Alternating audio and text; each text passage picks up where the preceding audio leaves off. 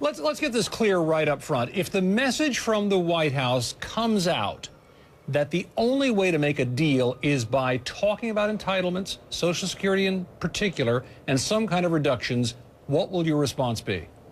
My response is that I would not vote for any deal that includes that. Number one, Social Security has absolutely nothing to do with the deficit. It has a surplus of over $2 trillion right now, and it should be, if it's going to be on a table, it should be on a very separate table and deal with creating solvency for 75 years.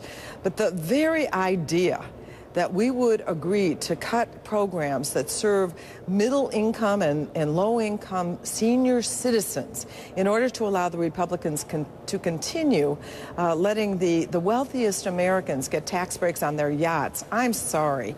That's a no vote for me. Congresswoman, let me challenge you on that, though, because one of the arguments to the contrary would be this isn't about more privileges for the wealthy. This is about heading off a crisis with the debt ceiling, which Republicans and Democrats alike say is on the way. No matter who benefits or who loses, that's what this is fundamentally about. Well, absolutely, you're right, and we could have a very clean vote on whether or not to raise the debt ceiling. And raising the debt ceiling doesn't mean that it would suddenly unleash spending. What it means is that the federal government, the United States of America, would be able to pay its bills that it already has, obligations that it has, the full faith and credit of the United States. You're absolutely right. None of this has to be part of the discussion. It's the Republicans who have said, no way will we do what's right and raise that debt ceiling so we can pay our bills without extracting something in the way of cuts. Well, the cuts that they've suggested are completely unjustified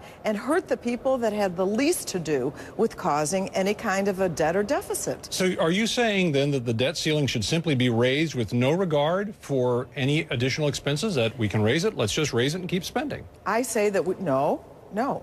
Let's raise it, let's pay our bills, and then let's have a rational discussion without having a gun to our head about the full faith and credit of the United States. I mean, this would plummet the country into a deep depression and probably a worldwide economic recession, if not depression. I mean, it has serious consequences. But yes, absolutely, I was on the Simpson-Bowles Commission. I agree that we need to do something to reduce our debt. But to do it on the backs of moderate and low-income people, especially our seniors, no, that's not the way to go. We don't need to do it that way, especially when the wealthy are getting away with huge tax breaks left and right. How do we get past this point, though, Congresswoman? Because the problem seems to be that every time we reach this point, one of two things happen. Either lawmakers on both sides say, well, let's not do it now under all this pressure, we'll get back to it later, and you and I both know you never do. Or they say, yeah, we have to cut things, but not this. And everyone's saying that. I mean, that's why voters are going crazy over Congress, because they're saying nobody will act like an adult. That is not true. Actually, it's the Republicans who haven't put one thing on the table. Democrats have said, all kinds of proposals on the things that we could make some cuts in, and we would move forward. But the Republicans are simply saying what is unreasonable, and that is no tax cuts, none at all. And if you do any But that seems to be on the table right now. There is some hint that they are willing to talk about some changes in the tax code if you are willing to address this. Wait a minute. What they said was, what Eric Cantor made very clear, oh yes, we may put some of those tax breaks for corporate jets or yachts on the table, but if we take those away, then there has to be other tax cuts that equal the same amount of money. In other words, no, it's not real. He is not being genuine, that there will be a net increase in taxes that will go to paying down the debt.